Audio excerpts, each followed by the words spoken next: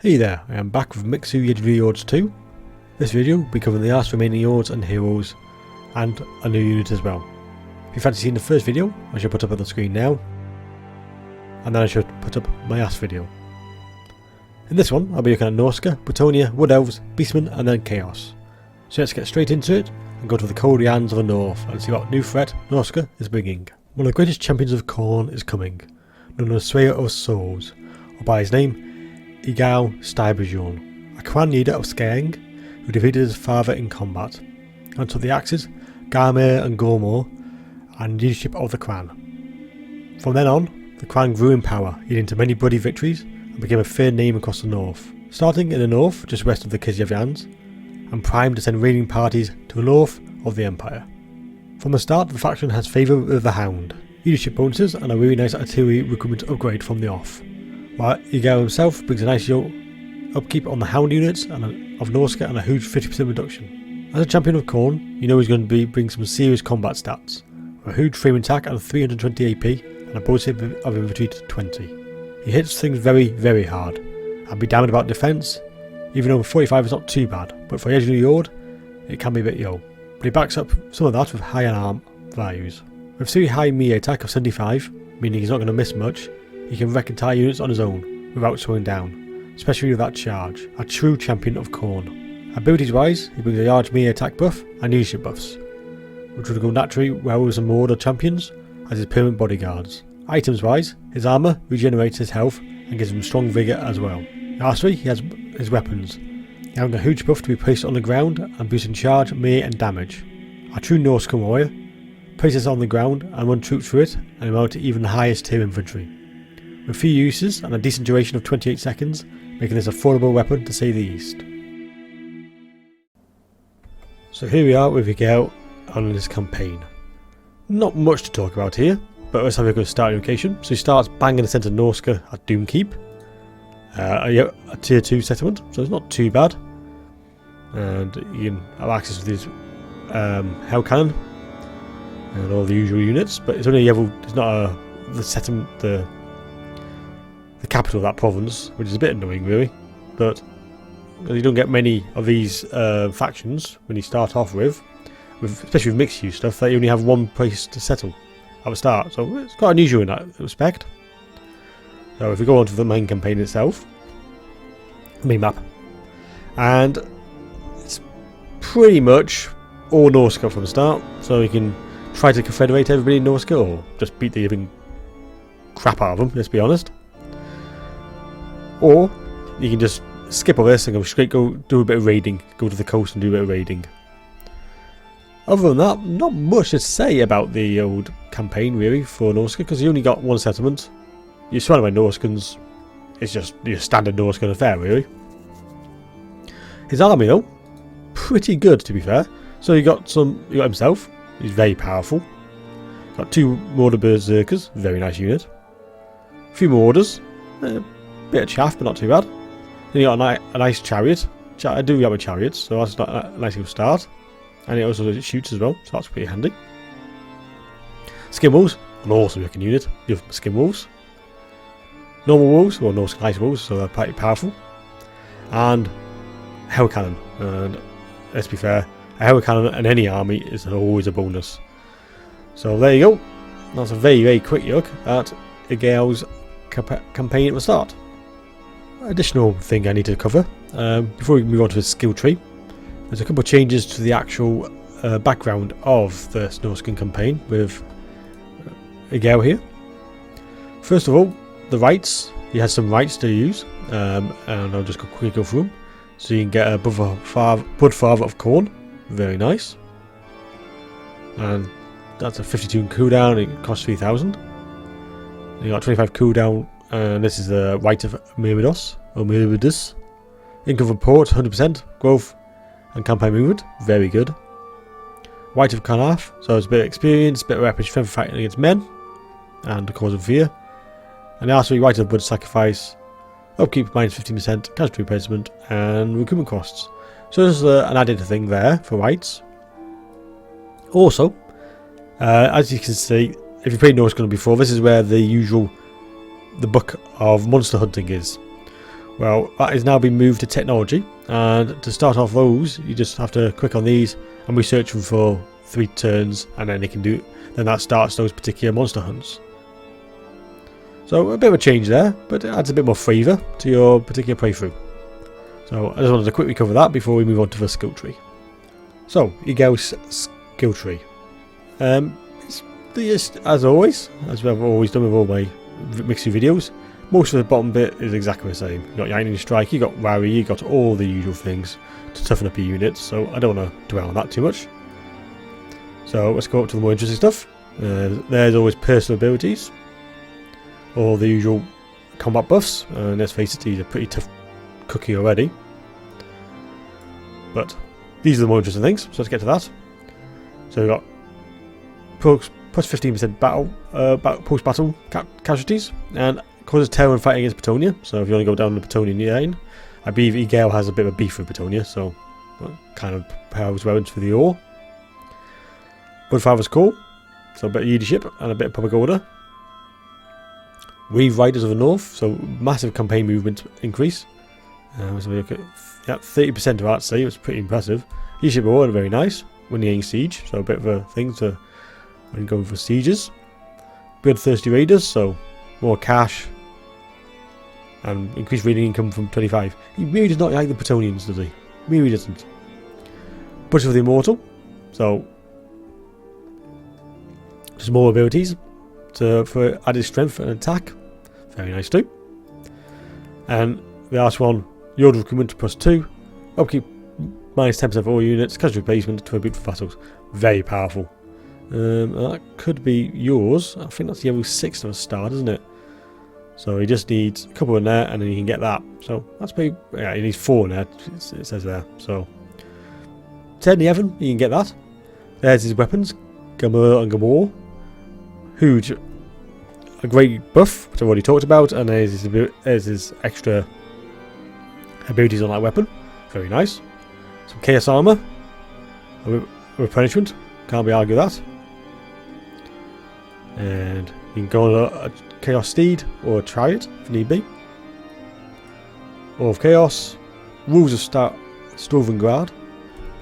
As you remember from his faction of Hex, that they have an affinity with the wolf. So, as you can see, massive increases to their abilities and upkeep reductions, which is really good. Skin was one of my favourite units for Norscans. And lastly, the Voice of the Dark Gods. So there you go, that's Gale. Bretonnia Road now, Sir John Tyree Road, on a crusade on the edge of the Tomb King lands, starting on the island in the Pirate Coast, and a comfortable course to Taratosa. Sir John is far from Bretonnia, and being on Tomb King lands, needs to be very careful about his next move. Faction wise, he's immune to desert attrition, and provides a Northern Fury bonus to units. A very interesting ability, which I'll cover later. Also brings some recruitment bonuses on a wide range of units, which is quite rare. Lord Rise, cheap upkeep on battle programs, and the Gale Rare Cry makes him a must on your army. When nothing spectacular in the battle, Sir John can hold his own against most standard Lords. AP is yakking at only 140, but can bring the Master of Battle buff, which makes his stats much more appealing. But he acts as damage dealing abilities, so bear that in mind. Maybe best linking up with a Paladin, who can dish out damage as well, to back him up. The Northern Fury is the ability mentioned in faction effects, applying to all knights and himself. A powerful ability, which at least gives him some damage. It's not a great deal, but remember this is an all knight units, which covers a lot of Bretonnia. Finally a weapon, Sword of Sour Gore, which gives him that damage and also invokes a swirling weakness to fire, which means bringing those Freeman Hour archers and a fire mage much more appealing. So here we are with Sir John on the campaign. So where does he start? Starts with quite an interesting place actually, I think. Just south of Saratosa, and right on the border of the Tomb King hands. Also with another Bretonnian faction, namely Thegan's Air Entry. So that's not too bad. And actually, as a starting location, I think this is quite thematic for Bretonnia, because it's kind of a crusade, because Bretonnia's up to the north here, I won't go that far up, but it's up there. And you start off with non-aggression pacts with most of Bretonnia, as well as this faction here, Thegan's Entry. And he starts off really interesting. It gives you a nice place to start, so you can go from here into the Tomb King lands, you can go You can go even into Yustria, which is not that far away. It's over to the right, left even, or to the west. And to the east we've got all the greenskin Yans, you've got all the usual things over here. You can make friends with the Southern Realms, things like that. You've got plenty of options. So I quite like this as a starting place. So what province, well, what do you own? We only own this island, which is Phyrus. It is a tier 3, so it's walled, which is really nice. And you do have a nice starting building, is in the Temple of Divine Origo. So immediately you can knock a hero recruitment for damsels, which is really good. And a Holy Monastery of Divine Origo, which is next, which is 5,000. So you got some extra bonuses for that. Another hero capacity for damsels. You can also unlock battle programs and the Grey Work Way, which is pretty nice at the start. And you also got a possibility of having some spice trades, but you have to get rid of one of your buildings for that. And you start off with both the training field and the stable, so it's a really good starting location. Really good group of buildings there to start you off with your campaign. And all you gotta do is decide what you're gonna do. You're gonna make friends with these. You already have a non-aggression pact, as I've already said, but you could try to confederate with them, possibly. I'm presuming you got that option. Let's have a quick look actually. There they are. Do we get an option for confederation? You do at some point, so let's just, while we're here, let's see if we can get a trade agreement. Excellent. So you can get a trade agreement straight away. So that's a bit extra cash. Let's have a look at his army then. So before we get into that, you start off with Donna, which I've already covered. Actually, I think if my memory serves, I'll be doing it after this section, so I haven't covered it yet, but I'll give you a breakdown of Don Domingo, so you can join in the army straight away. His actual army though, there's Sir John. 3 units of battle programs. Do have a battle programs, very, very powerful unit. Got that frenzy ability, really nice. Then you got a Grey Work Way straight from the off. Not an expensive unit, but very crucial for our leadership buff. And you got some Peasant Bowman, always nice. 2 units of Knights of Realm, and a Brest Field Trebuchet. And any artillery at the start of the game is excuse the pun, a blessing. So there you go, there's Sir John. And lots of options there for him. Before we start going into the skill tree for Sir John, I just thought it gives you options in the vows. So you got Knight's Vow, Pledge to Knowledge, so you got that already, and also you got Pledge to Campaign, Pledge to Man, or Pledge to Protect. So you can start off straight away and choose which one you want. But let's get into the skill tree. So as always, same thing on the bottom 2. And the third really, they're all exactly the same as you usually would find. But to a closer look at this top bar. So leadership plus 5 for battle programs, and as I've just shown, you get battle programs straight from the off. So that's a nice buff. Extinction of Heresy, so if you're going to go into Chaos, that's the one you want. Or if you're going against the Greenskins and Skaeling, exactly the same. Air Character, so that's when I'm fighting the Elves. So you really can go in any way you want, and that's the beauty of that starting location. You could play this about 7 different times and go into different places at each time. It's very open. Following one, so you get Dwarves, Tombslayers, if you want to stay on this continent, Pirate Hunter, if you want to go for the pirate factions, and last but not least, Grandmaster of Knights of Origo. So that's income, freezing, and income for boost battle. That's quite a big increase that, and actually causes fear. So that's when you get 5 into this tree, which is pretty good. Is that all of them? Oh, isn't that a good tree? 6 is there? Yeah, 6. Weapons wise, you got Sword of Saint Origo, which is a nice bonus. A weakness to fire damage. I think I've just been over those. Barbed Horse, Royal Pegasus, or Hippogriff. Hands of Bretonnia, so that nice charge bonus. Gains Mantle. Blessing of the AD. Virtue of Empathy. Iron-Hearted. Nice dropped off cooldown of rallying and standing ground if you're going down the middle tree. And basic training, so that just increases the vigour, which is always good. Knights of Origo is a new unit. Powerful melee attack and defense, supporting shield and decent armour. Also bringing the frenzy ability, boosting their damage as well. Not jump off the page stats as they lack a bit of damage, but they do hit often and surprisingly durable. With the burst from frenzy and of course Northern Fury when running with Sir John. Ideally in a second rank, being able to back up any units they need to, as they are slow moving, and best close to the fighting, as they don't really provide the ability to flank at speed.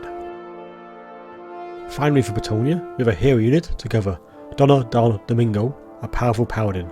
No shield, but does have frenzy, and has some good combat stats as well.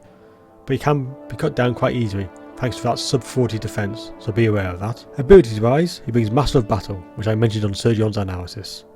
He also brings Sacred Guardian, really helping Donna to protect anyone near him. This particular buff protects anybody around him in 30 meters, giving them a physical resistance, handy in a lot of situations. Finally, another constant effect, a debuff from his sword, dropping leadership and melee attack.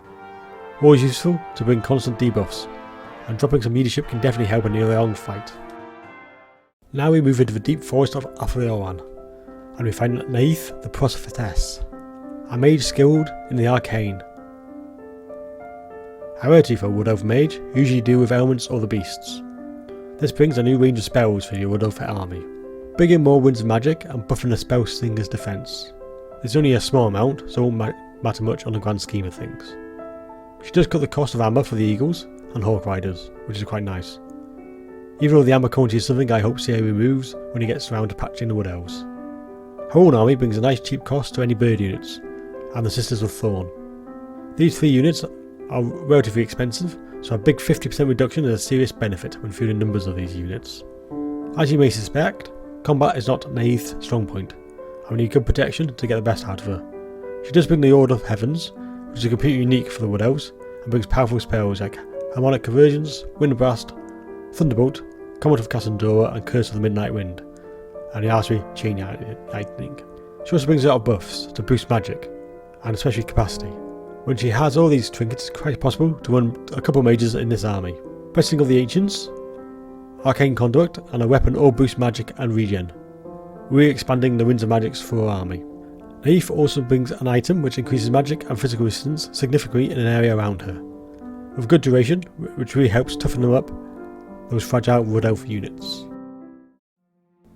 So here we are on Naeth's campaign. Wood Elves is what happens to be one of my favourite factions, so this is quite a good one for me. So the starting location. So obviously, being Wood Elves, you start off at your one. You're pretty much guaranteed to start for that. And you get the Orc of Age as well, which is really good. And yeah, well, the big problem with the Wood Elves, I think CA have nailed the actual unit roster. I think it's a superb unit roster. Loads of different abilities, loads of units, loads of different various units to play with. But the campaign, where I know in the lore that Wood Elves don't really move from here, like ever. So that's what they wanted to get across. But it does make for not the most exciting campaign. Towards the end it gets quite good, but at the start it's a bit meh to say the least. So hopefully CA will get around to patching it and upgrading it, the campaign, and doing a few changes, because the Amber thing was really annoying. Anyway, enough of my rant about CA's campaign tactics for Wood Elves.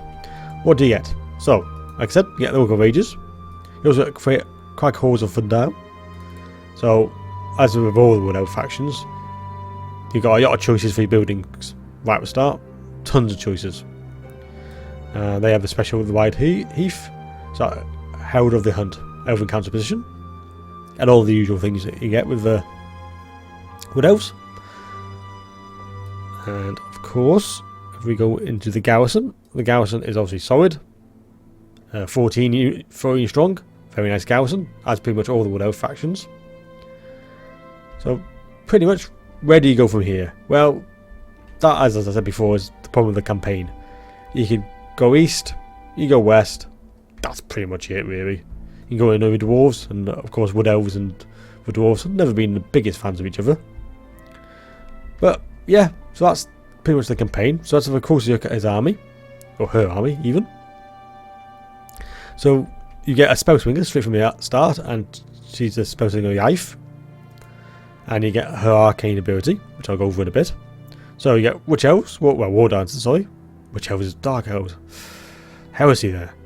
Then you got Eternal Guard, couple of Great Guard, Sisters of Thorn. Never been a massivest fan of Sisters of Thorn. I've always had the Wild Riders personally, but they are pretty powerful, and of course they can shoot. Hawk Riders, very nice unit, very mobile. And speaking of mobile, the Great Eagle as well. So it's not a bad starting Eagle army. It's quite expensive, but it's not a bad starting army. Got everything covered really. So there you go. Let's jump into Naif's skill tree. So here we are with Naif's skill tree, and as you can see, it gets quite interesting towards the top. But let's quickly go over these usual things you get for the World Elf faction. Nothing that interesting really. Arcane Conduit is down here, which is interesting, and Year's Protection is there. So you got a few changes there. That is usually in the magic tree, but as you can see, the magic tree has changed quite a bit because this is a brand new magic user. So you can go straight through two different spell trees, or spell yours. So you got the Harmonic Convergence, Windblast, Heavens, Rolling Skies, Curse of Wind, blah blah blah, Comment, Castadora, and your Master of Heavens, or your Master of Life, either or. And I believe, yep, that is all the Lifeblood spells as well. So all the various bonuses for you get for the skill life. So up to you. Now, as I've just shown you, you do get a spell singer straight from the off who has this skill tree already. So you probably want to go down that tree. But it does give you a lot of flexibility for your army. And I personally have an extra, get an extra army rolling as quick as possible, and then put the spell singer in that one. Anyway, on to the top, Prophetess. So you got minus 30% for spell singers upkeep. As I mentioned in my overview, the amount of magic Naif has available allows you to run with 2 spell singers quite easily. So I would maybe get a spell singer of beasts or something similar, just to have a bit of variation. So you got she can be do the healing, or maybe just all the heavens magic, while the other one can do all the life one or the beast one, depending on how you want to roll. Got the owl, so it's a bit of a companion and some defense as well. Average defense chance 100%. Now that's pretty impressive. Daughters of Eternity, so that's Sisters of Thorn abilities. Arcane Art of Divination. I can't say the word. Anyway, you can read it. There you go. Hero Capacity. Bond of Kinship. And lastly, Mage of Aphelion. So there's exactly what I was saying just now. Winds of Magic, starting amount +10. Enemy -10. One of Divination, so that improves your power recharge.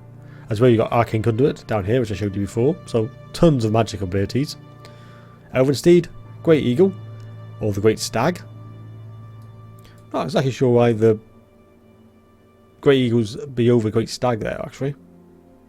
It's interesting. I thought the Great Eagle would be much more useful as being more mobile, so I'd be there and the Great Stag would be there. Well, I'm sure Mixu has his reasons. Ward of Horith, Ward of Yorick, Speed of Hunter, and Ring of Spines. So nice reload time reduction +12%. So there you go, a very interesting skill tree for Neath. An ancient Centaur now, Gore Warhoof has been slaughtering his way across the lands for many centuries of his unnatural young life. Forever on the lookout for a new war, his appetite for violence seems to be no end.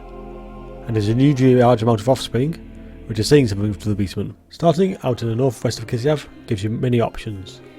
You can take his army to the north to fight the Norscans, or go by sea and go to the High Elf lands.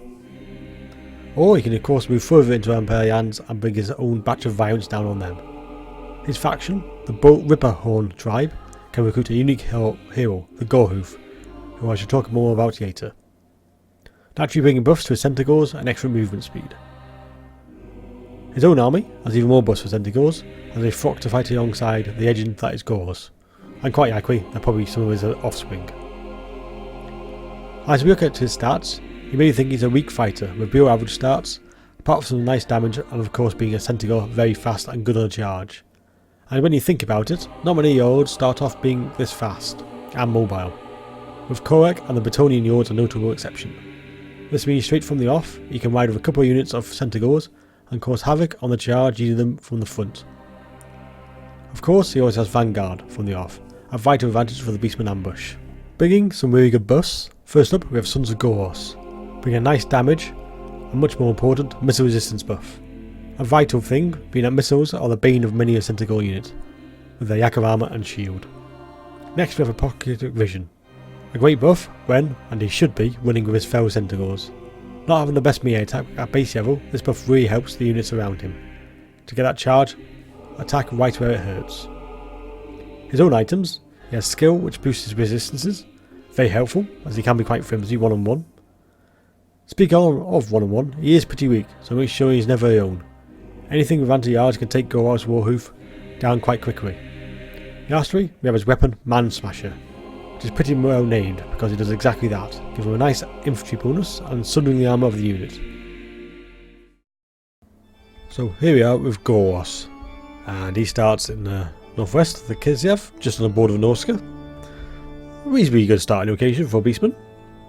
You can go straight to the Empire, or really no Kislev, or you go through Norsca and do some work over there. Up to you. So as a starting locations, not really that much to talk about, and obviously being a Beastman he has no settlements, so this is obviously going to be a very short bit of campaign overview, but you've got a few options. You can go through Norsca, you can go through Kislev, or you can just go down the river, well sea, and go straight onto the Empire. Up to you.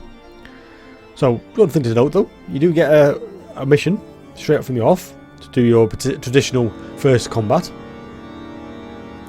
you got a mysterious chaos artifact, all down to before you're apprenticed, and you got a bit of favour. The enemy forces, a few units of Forsaken, which are quite powerful and quick. Chaos Warders, Chaos Warder Phalanxes, and Chaos Spawn. So it's not too bad.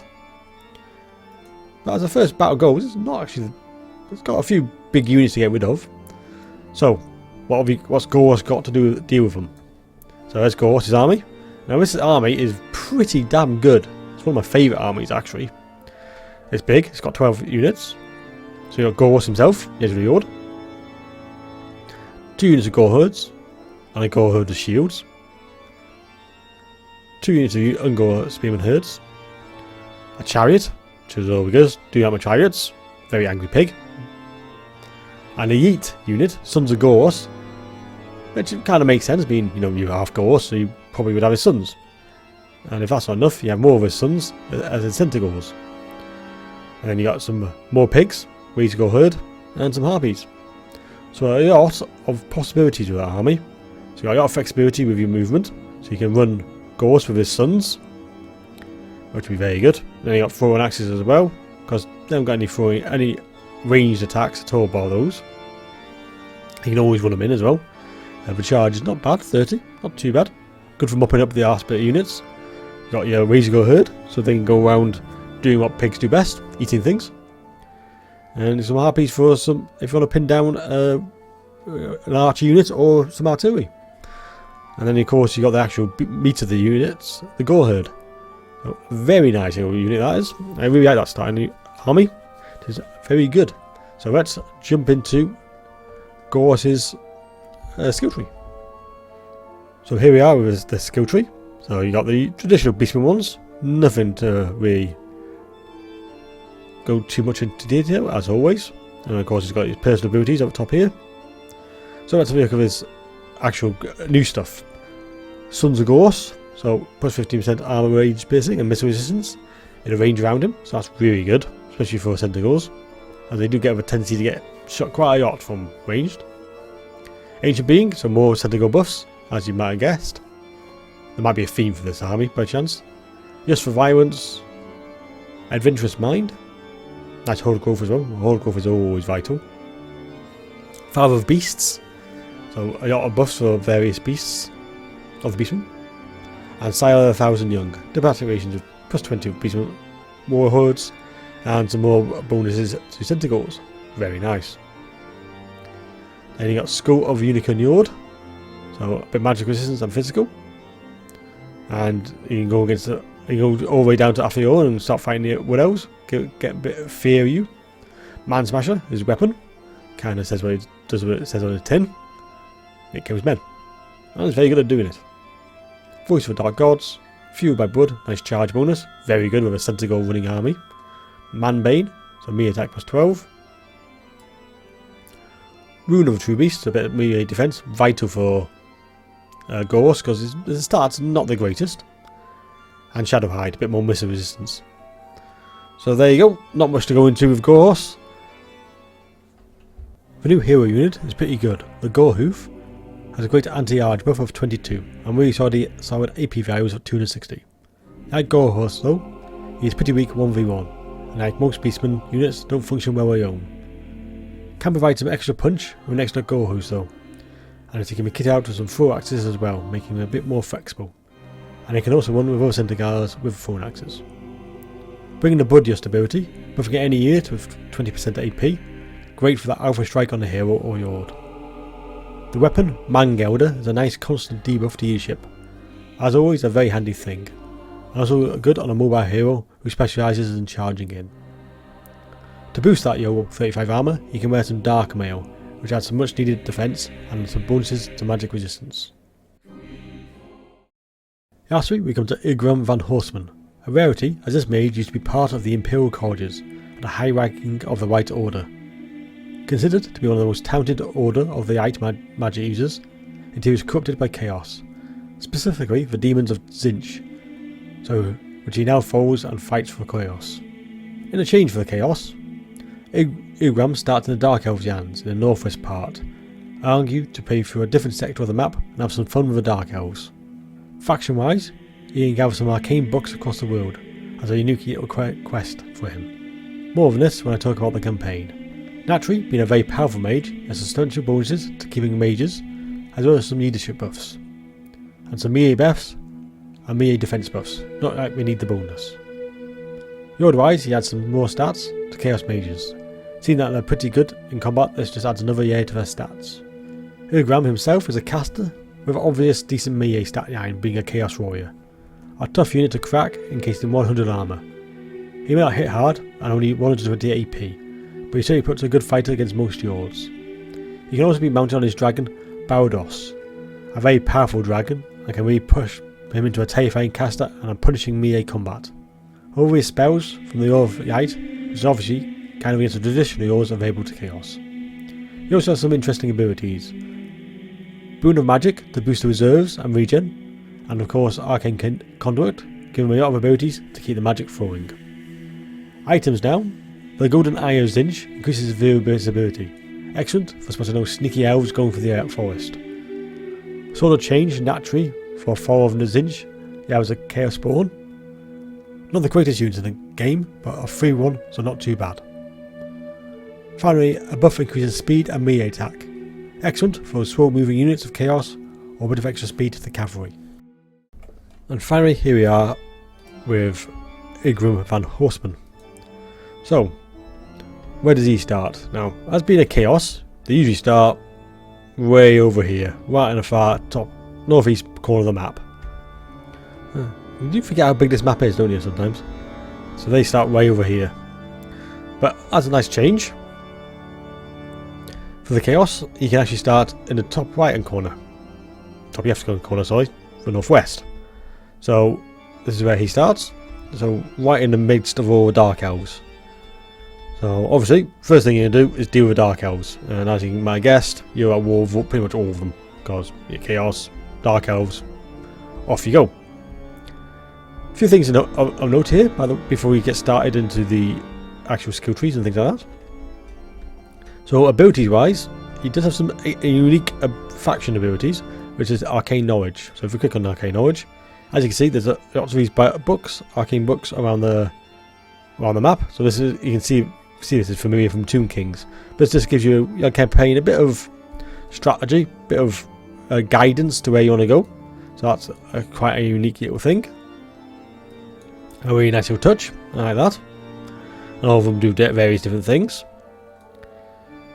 And then of course we've got some rights as well.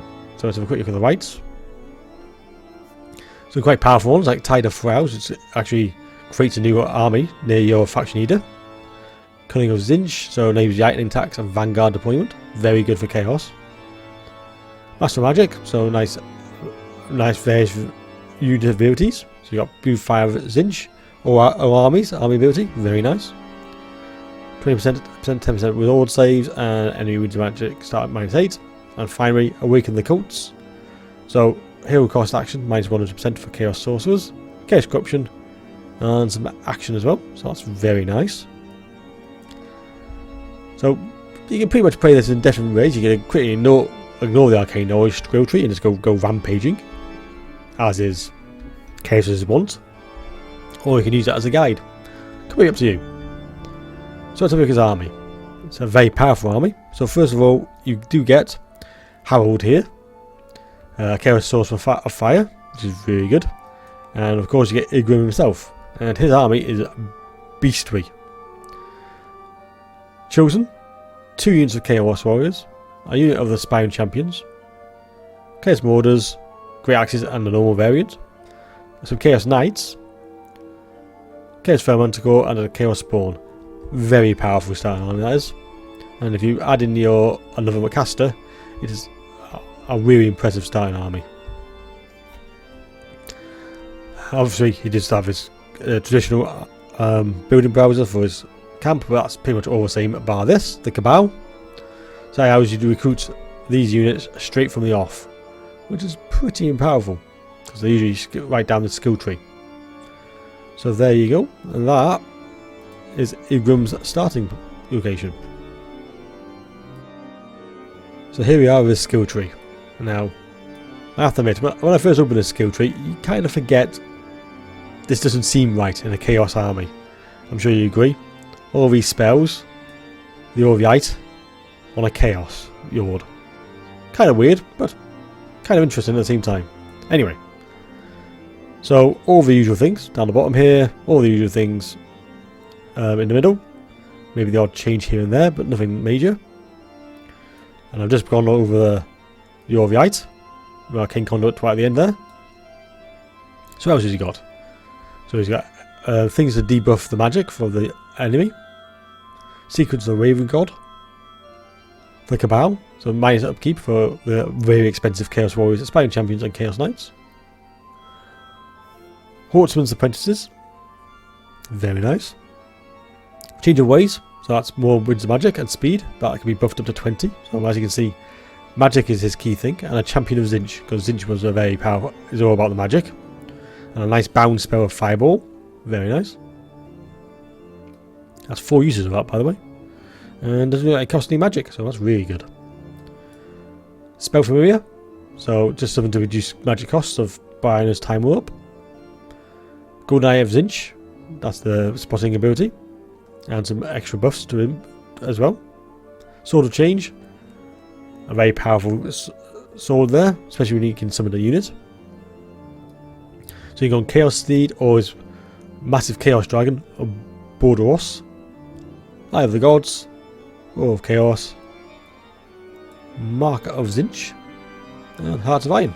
And finally, Voice of the Dark Gods. So quite an interesting skill tree there.